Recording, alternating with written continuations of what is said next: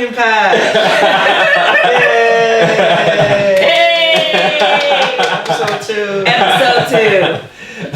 2. Wonderful. Thank you guys for joining us again. As my brother has already alluded to, welcome to A Tulip and an Onion Patch. I'm Clemons-Jones. We'll go start with. I'm Brendan Jones. And I'm Clemons-Jones. Wonderful. So thank you guys again for joining us for episode 2. This episode topic is on COVID-19 and the current climate of COVID-19. So, Mom, I'll hand it over to you.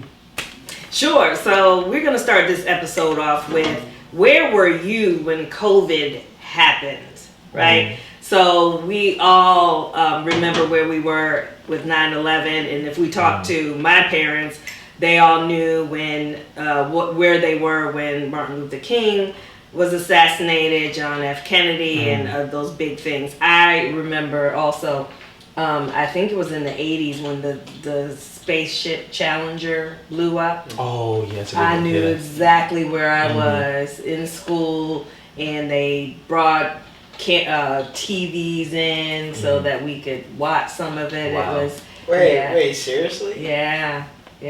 I know for you were a little bit too young, but I know like I said 7/11, 9/11. Oh yeah. 9/11 was very interesting because Uncle Keith picked me up from school because they had everybody had to pick everybody had to get their children from the school that I was at. I was at a private school. So like Uncle Keith was in the area you were at, or Dad was at work, and they weren't accessible. You guys working at the city at the time. So Uncle Keith had to come pick me up. It was very interesting. I was watching obviously the newscast with Uncle Keith. Yeah, that was very interesting for sure. Yeah, and you were tiny. You were young too, Yeah, right? exactly. Yep. You were in the city? No, that was when I was at Williston Academy in Brooklyn. Oh, okay. Yeah, I wasn't at PS3 yet in the village. Yeah, so that's like like Mom said, I was tiny, so I was small. So even still remembering that is very interesting. Yeah. So where were you when COVID happened? And I know COVID kind of snuck up on us, but it disrupted our lives basically in the same way, but for a longer period of time. Absolutely. Yeah, I now I'm thinking about it, I didn't even really. I had just gotten a new job at the airport, and things were going very well, and then COVID happened, and the airports got like weirdly empty. Like it was funny how that happened, and all I can remember thinking was like, oh, this job's gonna be a piece of cake now. So I don't know. Like I guess I don't know. I never really sat there and thought about what happened, but like I ended up getting a whole new job just because the airport wasn't paying enough. Jobs opened up because of COVID, so I was able to do security somewhere else and get paid a little bit more money. And that was, I guess that was a positive effect of COVID. Absolutely. Yeah, I agree. The funny thing with me is I'm currently a recruiter at Dream Charter School in Harlem. We were in the thick of recruitment season. So we were trying to schedule interviews with teachers and making sure these open roles that we had at our school was, taken care of, so we had people in front of our children that we serve. So imagine going from having all these interviews, scheduling all these interviews, to everything being virtual. And the funny thing about it is that actually COVID weirdly made my principal and my middle school leadership team that interviews the teachers a lot more accessible, which was very, very, like, it worked in my favor. So speaking to your point of like making things like it's like the silver lining of COVID and like the pandemic, like that was it for me. Yeah. Well, I was pastor in the church, and we went from being there one Sunday to having to discuss by the next Sunday if that would be our last Sunday in church, and that was March 15th, and it was. And then by March 22nd, we were doing things virtually. So literally for that whole half of March through April, trying to figure out how to do church in such a different way. And it was not easy. I mean, I was on every webinar, every call, every Zoom training, and it was just, it still continues. It's just different. What I want to know is, in reality, was that a positive effect? Like regarding, I know you were put outside of your place of comfort. Right. Right. But was that a positive effect overall? Because we know what negative and lingering negativity feels like. But do you think that something good came out of the fact? Absolutely. Yeah. Yeah, something. I mean, absolutely. We have a membership of 100, maybe 50 will show up to worship, and now because we're online, we have a whole bunch of new viewers. So there's definitely some positives to it. But there's a lot of negatives too. Not being able to gather. Christians are gathering people. That's Absolutely. what we do. Where 2 or 3 are gathered, and now that has substantially changed. But then our families are gathering more now. We're gathering with the people who should matter most. Yeah. So it's a double-edged sword. It's both and or. Absolutely.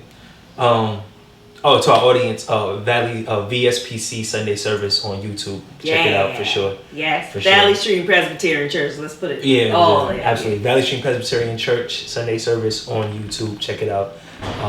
Definitely see our services. But I think what you said was a great segue to relationships and speaking on just the overall new approach to our relationships, particularly with people that we are living with and being around them 24/7. Right. So I would love to start with Brendan. How did you feel knowing that now we're going from you see me probably 2 hours a day, 3 hours a day, or many of us of 2-3 hours a day because we're commuting from work. Yeah. Going from that to now it's like you see us 9 hours a day. Look, 24 hours a day. Look, in Brooklyn, I feel like we spent all of our time together. That's and a then good point. somewhere along the time where we moved out here, we all had to zero down on our own stuff. You know what I'm saying? And that's good. We all came into our own empowerment. But at the end of the day, COVID actually brought us together in a way where we could merge all of those separate but similar ideas and make it into that whole feeling that we used to be able to do like that. Now we're operating on the same vibration. Now we have the time to sit back and respect each other's boundaries and even more than that, push those boundaries forward. You know what I'm saying? So, we're the lucky ones. Absolutely. We're the lucky ones because we actually like each other. Yes. A lot of people are finding out that their family is not the way for them. And you know what? That's okay because, you have power in your own right. But, it sucks when you feel like when you're trapped now at this point, when you're trapped in an area where you're surrounded by people that you don't like.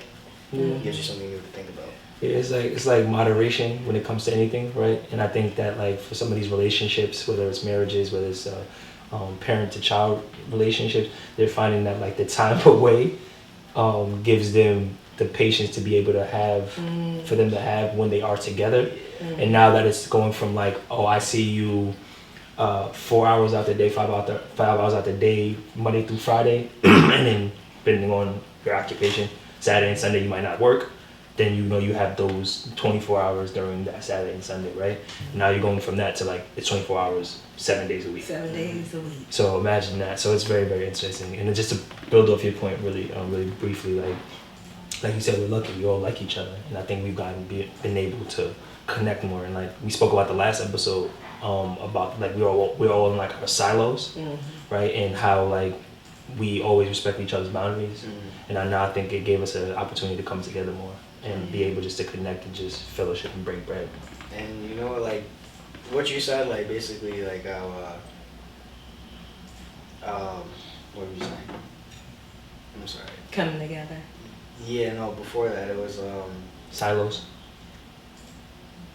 basically how people had the time to be away from their family, Right. so they felt like they could tolerate them. I in some sort of way that was me even at that point. But I always knew that I like you guys. You guys are my family. You guys are the only people who truly understand me in that space. But now that I had the time to actually sit back on it, and I'm starting to realize it more and more. I love my friends that they're my second family, but I'm starting to realize where the areas that they don't help me, the areas that they do, the areas that you guys help me, and the areas that you guys don't. And it's really starting to just put everything into perspective because I have the time to sit back and think about it a little bit harder. And I think that's where we are right now. I think COVID has allowed us to step back from the world. And I've heard it said, we're kind of inside the womb now. We're back inside, isolated, but not only isolated in a bad way, but also isolated in a good way, like a baby is in the womb. Like, this is our time to go inward, find out what really works for us, find out, what doesn't work for us. And I've always said since the beginning, I said, once COVID came, anything that you were struggling with became even more exacerbated. So Absolutely. You have to deal with it. Absolutely. Even if it was just a little hint of something going on in your life that you need to address, I feel like God is saying, now's your time to address it. Absolutely. Now's the time. And I think people are. And so they are. People who are in marriages, right? Unfortunately are addressing their marriages that were failing. And they're either finding out that they really shouldn't be together, or they're finding out that, hey, this can work. We might need to put a little bit extra into it, whatever it is, but we like each other enough to make it work. Absolutely. Yeah. For sure. And to piggyback off that point, unfortunately, a lot of parents are finding out that they don't really like their kids. Unfortunately, or like I guess maybe like they realize that they might just not be able to tolerate them as much as they did before because of the ways the hours changed. And as obviously they might love them, but not like them. Like them, or the people that they're growing into being. Yeah. Fair point. Yeah. Then it's a point of just like how people's finances are being affected, right? I know for my school, which I appreciate, my school has been giving out free lunches for quite some time to be able to service our families, because a lot of the families relied on school lunch to feed their children due to their budget constraints. And now, given that many of our parents have gotten, furloughed or laid off due to COVID, I think it's really important to really just look at just speak about how like finances have been affected, how the overall economy has been affected, and things of that nature. It's tough out there. Going back just slightly to the fact that things are changing all around us. So our church never had a feeding program because in the area we had a couple of food pantries. So we would collect and give food to those food pantries.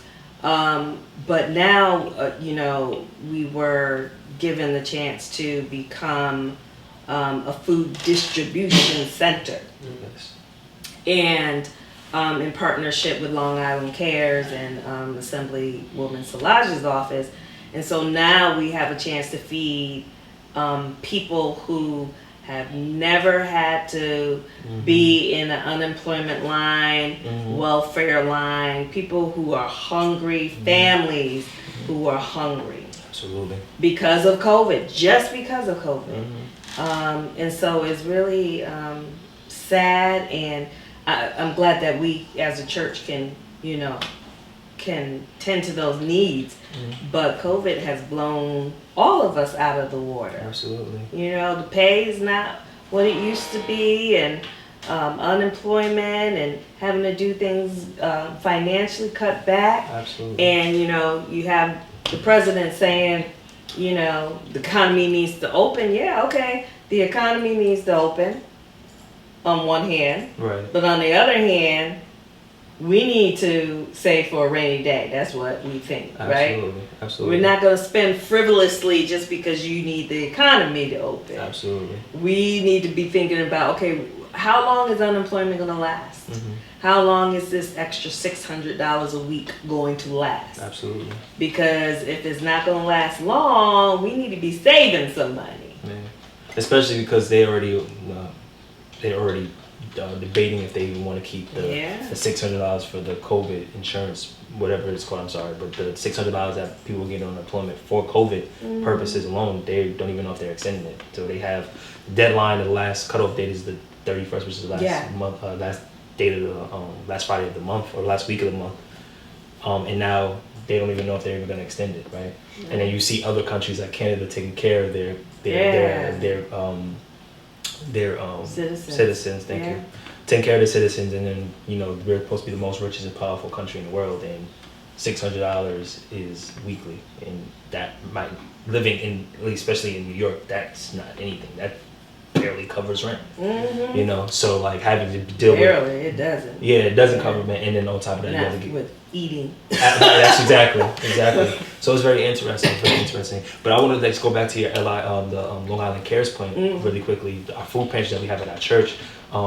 We've seen people pull up with all types of different vehicles. People who are coming from different tax brackets. We see people pull up BMWs, regular cars, all types of things, and it's like, it's crazy how this pandemic has hit everyone in a different way, to where like people that were on Wall Street are furloughed right now. They were making six figures, if not more, and now they came to our church, and it's just been very humbling. I know for us as a family, but also like I just know that like being able to service all people in all different financial constraints or just different financial backgrounds has been really, really great to be able to do that. So just wanted to address that point really quickly.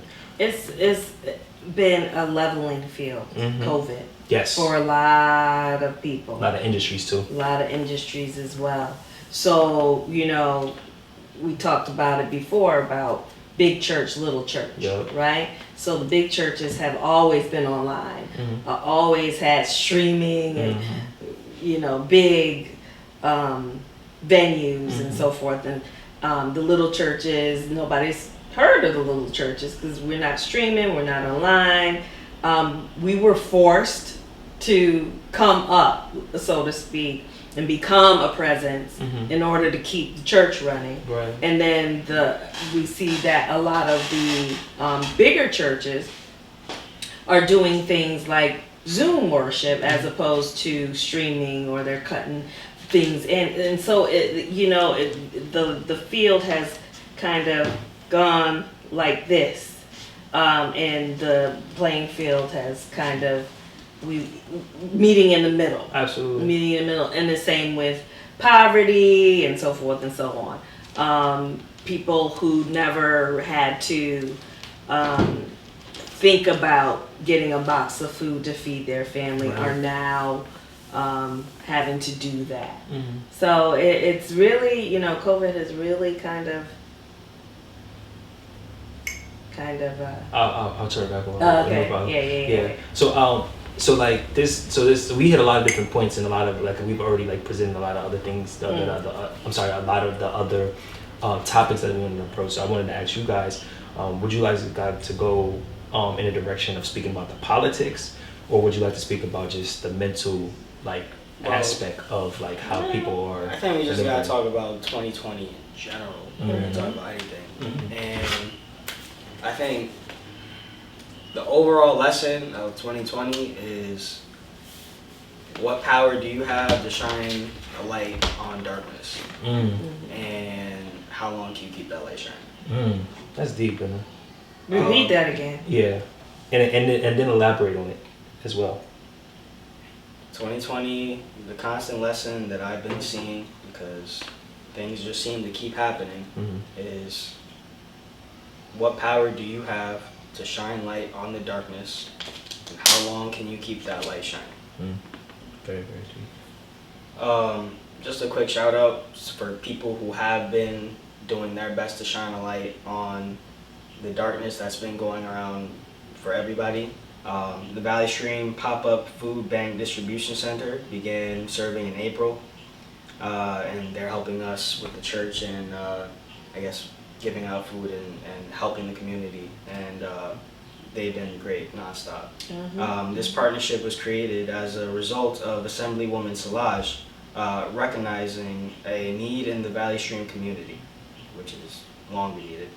Long Island Cares, in conjunction with the church elders and church parishioners, distribute emergency boxes of food, fresh produce, juice, milk, and pet food to individuals in need.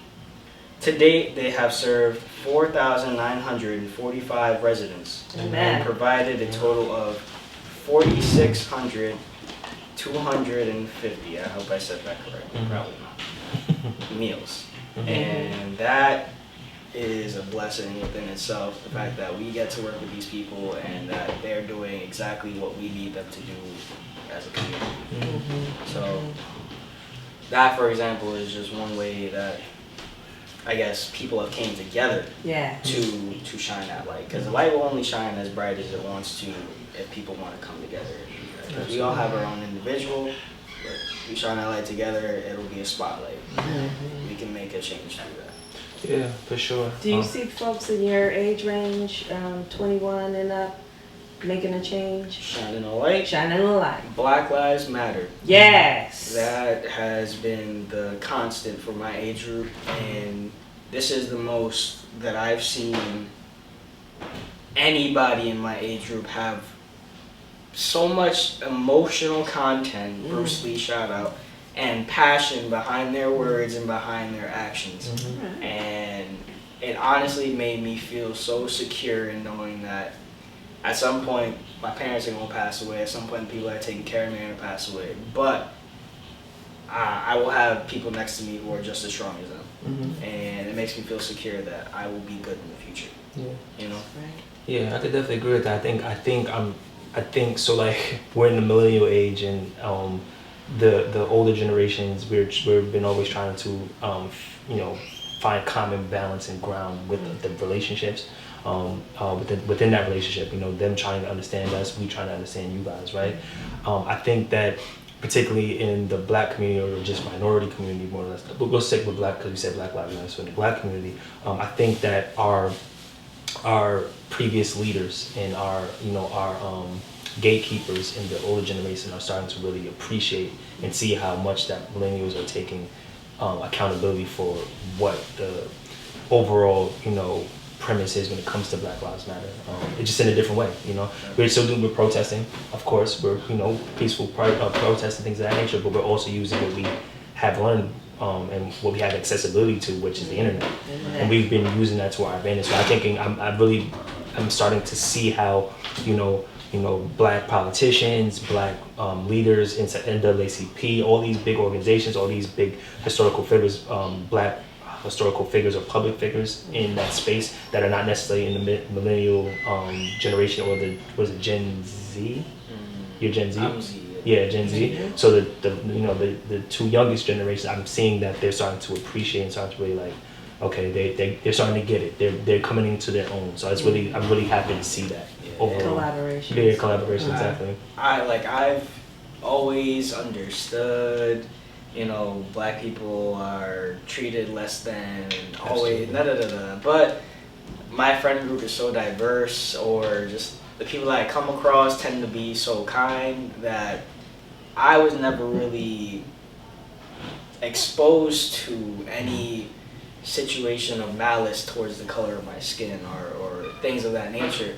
So I've always had the mindset of, everything's good, people are humans and need to be treated equally, and it's just that simple, And it's not like we haven't been exposed to these things constantly through the internet or through TV or just through family telling us, be careful, watch your back.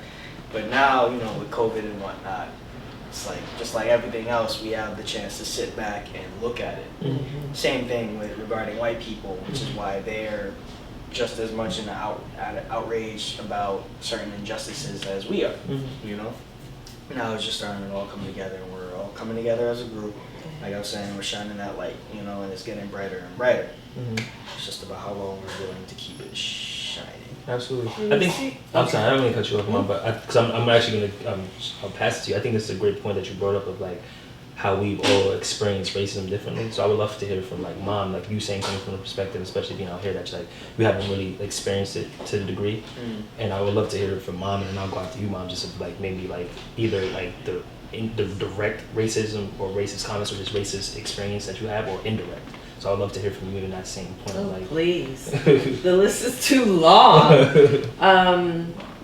The most recent, see, for me, being a woman, I'm a black woman, it is always commingled. It's usually about race, and it's usually about gender.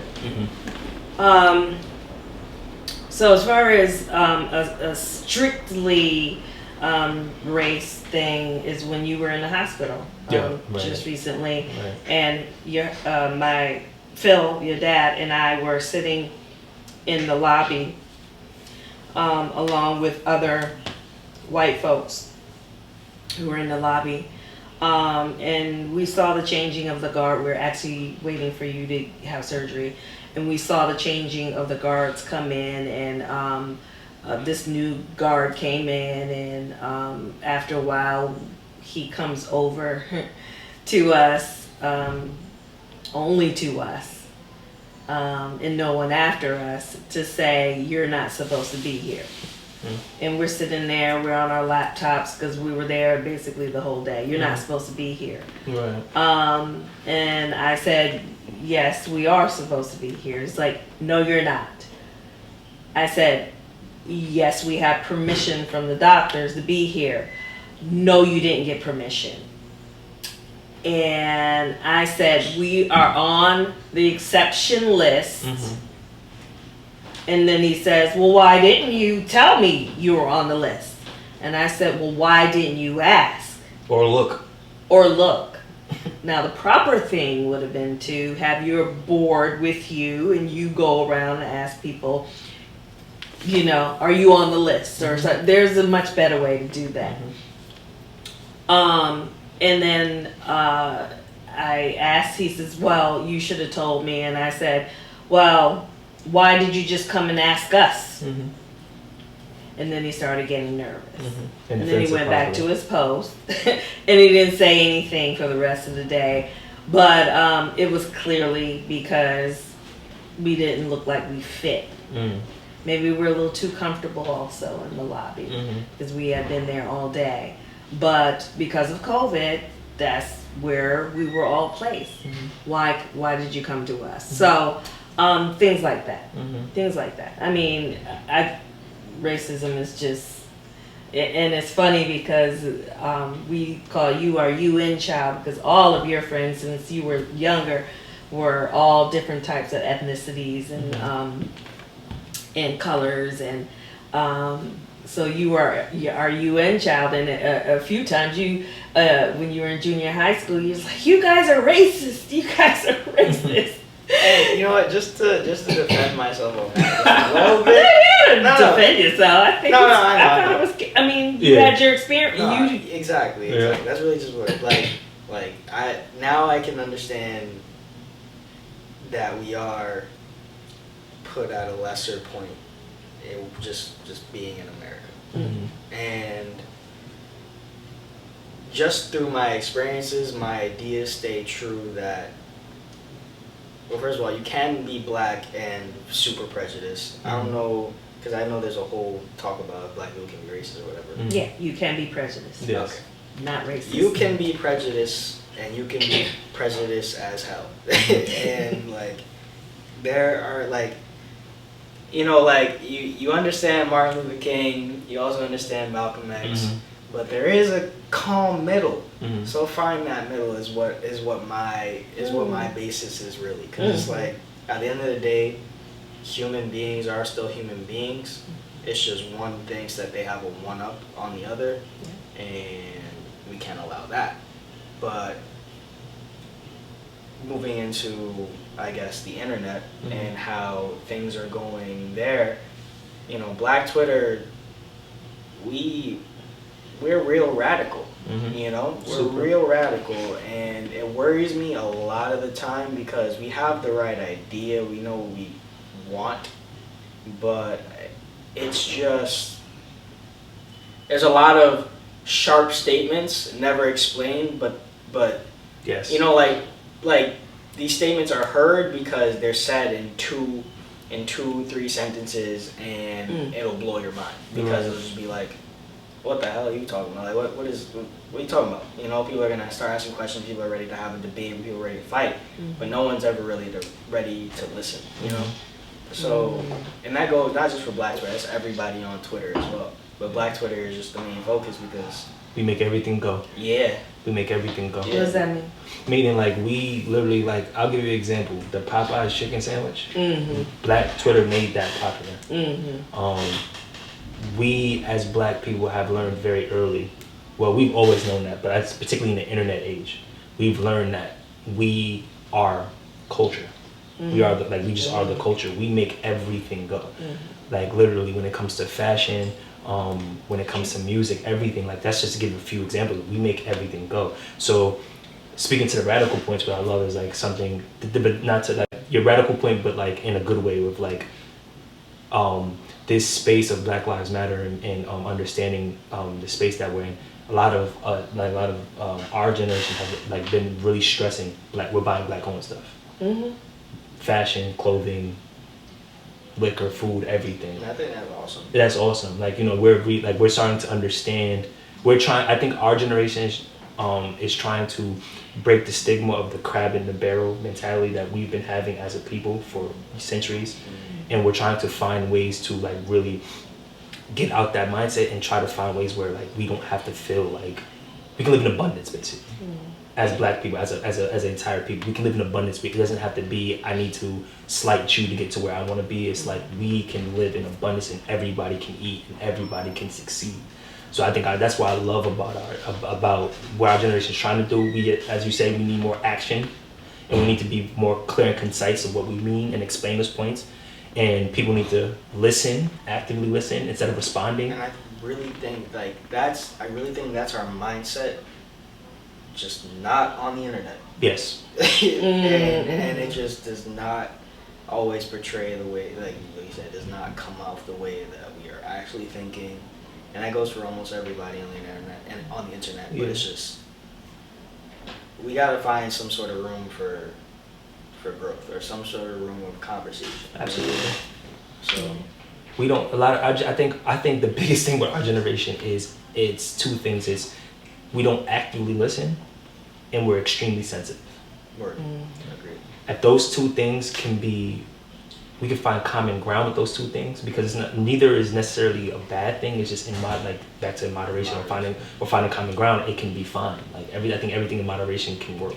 Not everything, but a lot of things in moderation can work if you find a common ground. And I think if we address those 2 points with like that triggered me, that affected me, but let me listen to that person still. Yeah. If we got to that ground, we could be a lot more powerful. And it's like you said, it's growth. It's going to figure itself out. It's not something that can be fixed overnight. That's the thing. That's where that goes full circle back to COVID. Like that's literally what we're all stuck in the house to do. You know. Absolutely. Figure it out. We've always talked about Gen X, and our children and our children's children will now have the internet, right? Everything is fast. You can become a superstar fast. You can become an influencer fast. And so when I look to millennials to, you think in my generation, it's like you work with the younger generation. They help you realize your dream, right? And our generation before is like you pay your dues. You work for somebody, you pay your dues, so forth and so on. It's hard to get a millennial to come and work for you. So you can expose them. You think you're giving them a leg up, and millennials will say, "No, I'm giving you a leg up." We're extremely entitled. A lot of us are extremely entitled. Yeah. And I think we spoke about this earlier, Mom, of like your generation and the baby Gen X and the baby boomers were like you, like you said, you work, pay your dues, you work for a company 15 years, you get your pension and you're gone, and you work extremely hard. Our generation we don't take any crap, right? But in that same space of not taking crap, people don't find, again, going back to common ground of like, I shouldn't tolerate this, but at the same time, I shouldn't feel like I should get a VP position with 3 years experience. Right. You know what I'm saying? Right. So it's like a double-edged sword of like, yes, we know what our power is and what access we have and the information of access that we can gain very quickly, like you said, quick. But it's also understanding like you still have to pay your dues. Like, you still have to put work in. Like certain things can't just happen overnight. So it's like for us, it's finding that balance of like, yeah, we're not gonna take crap, but at the same time, we still will have to pay dues.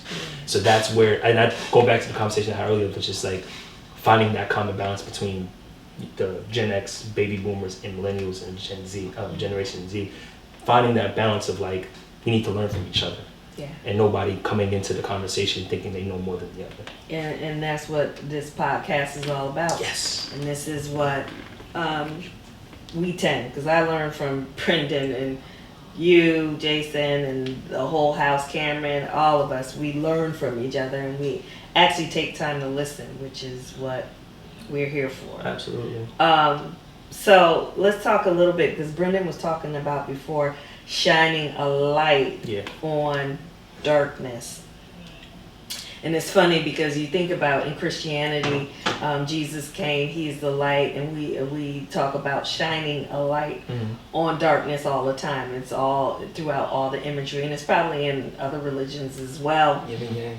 Yeah, yin and yang, yep. Yin and yang, absolutely. And so we're now shining a light because of COVID and everything else being so blown up because of COVID. Now we got Black Lives Matter. No telling what will jump off the rest of 2020. We still have 6 more months to go, basically. I forgot my train of thought that quickly. We're seeing people on both sides of Black Lives Matter behave terribly. Right?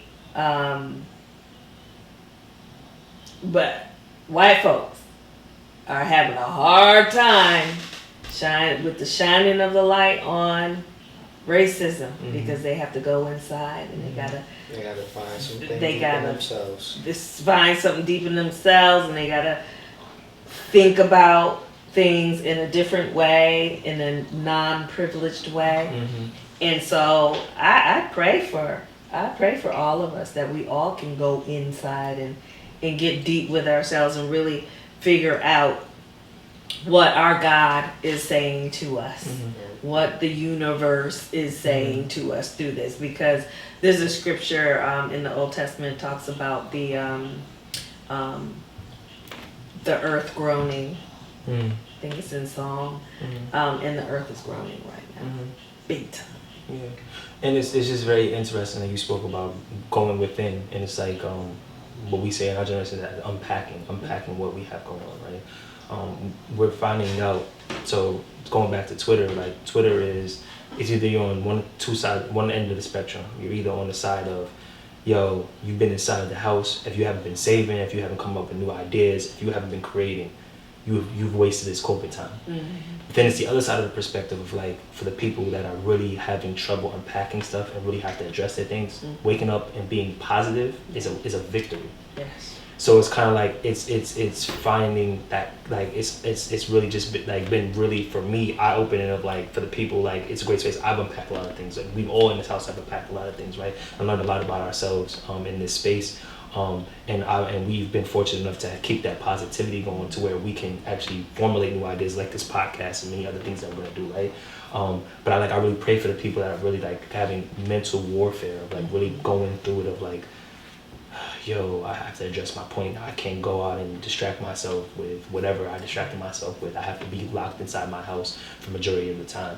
And obviously, particularly New York is starting to open up a little bit more, particularly in where the Valley Stream is, Long Island.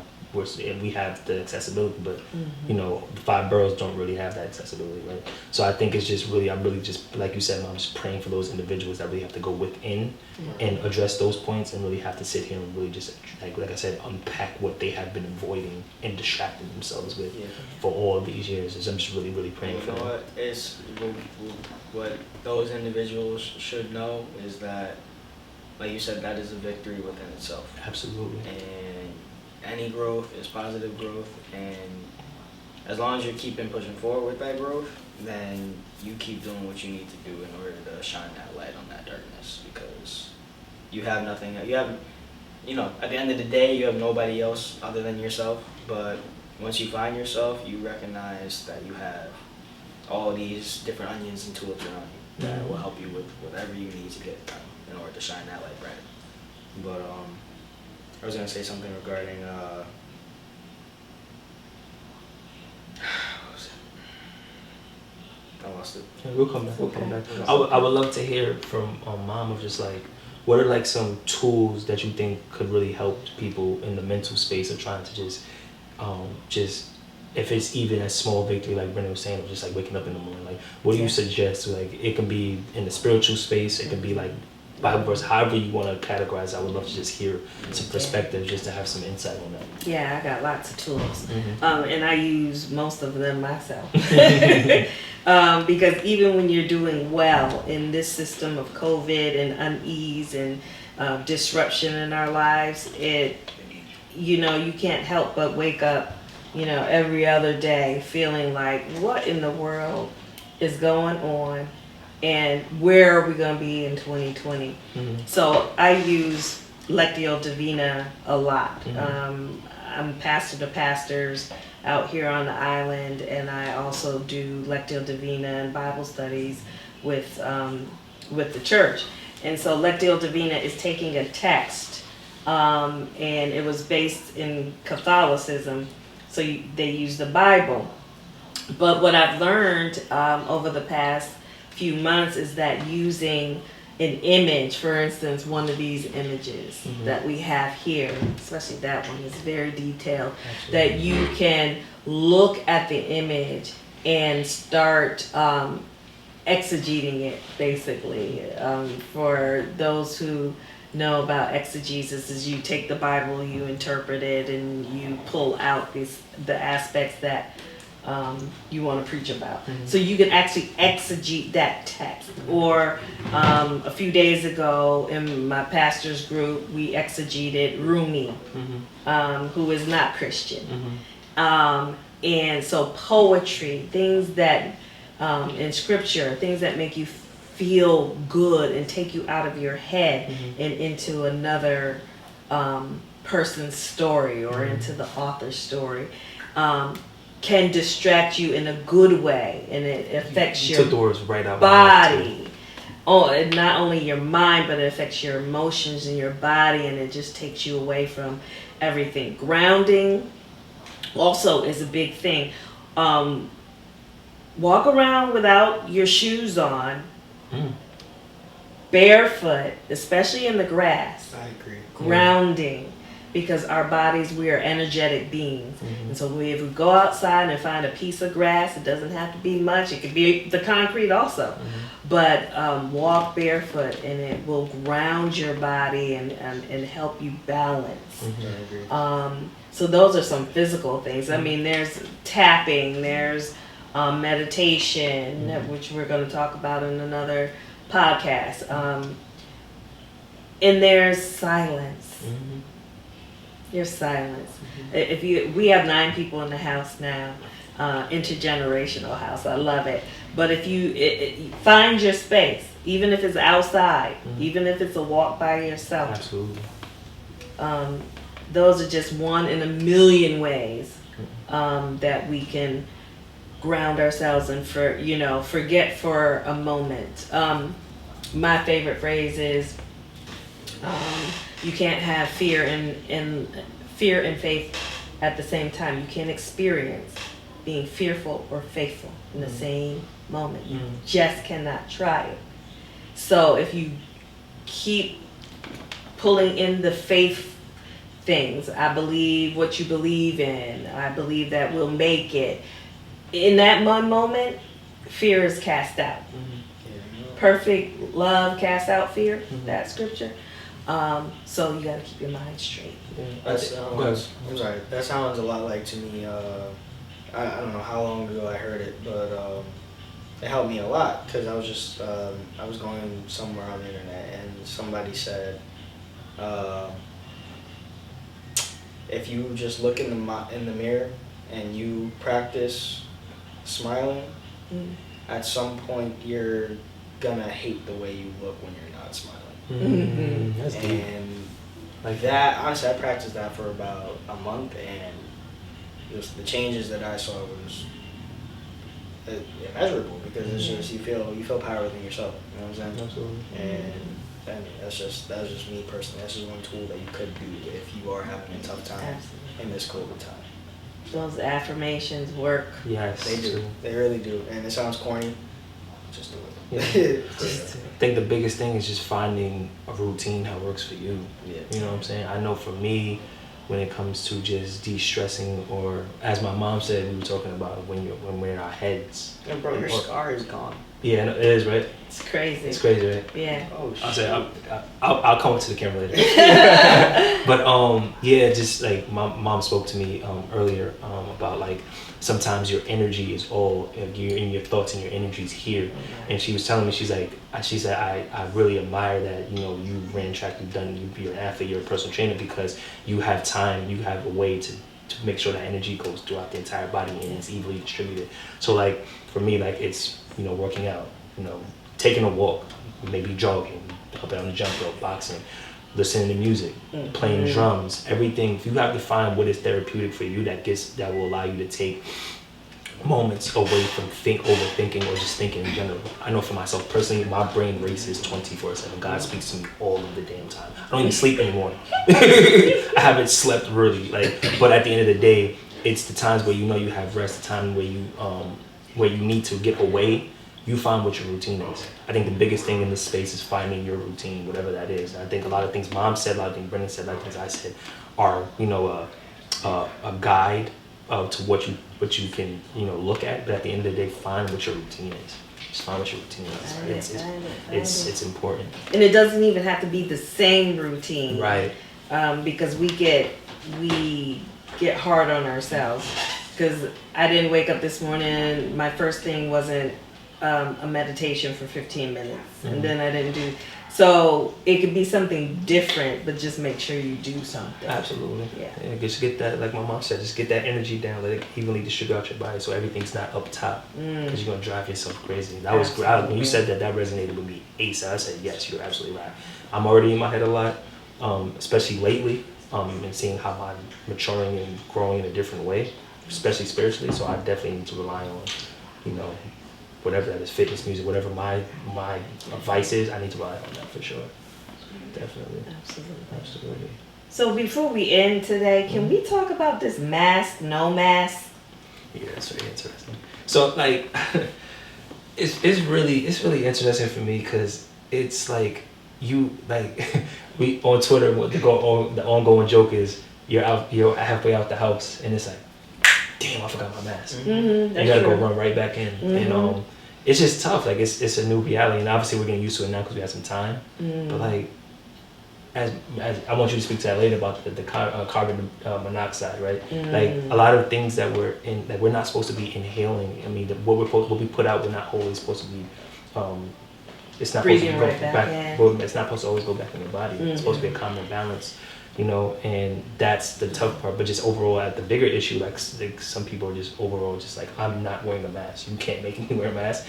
That's just a very interesting point to me, that like people really feel like their constitutional rights are being taken. Yeah, their freedom. Their freedom is being taken. I'm just like, how does that happen? Everything deserves a balance, because we feel you. You don't like the mask. It's hard to breathe. Alright, so every once in a while, lower the mask underneath your nose. Right. It'll be okay. Just try not to get the person next to you sick. Right. Or avoid getting sick yourself. You know, Absolutely. it's a pandemic. I feel like there has to be a stronger word for pandemic because it's not getting through to a lot of people. Not at all. There's a natural disaster going on and people are dying.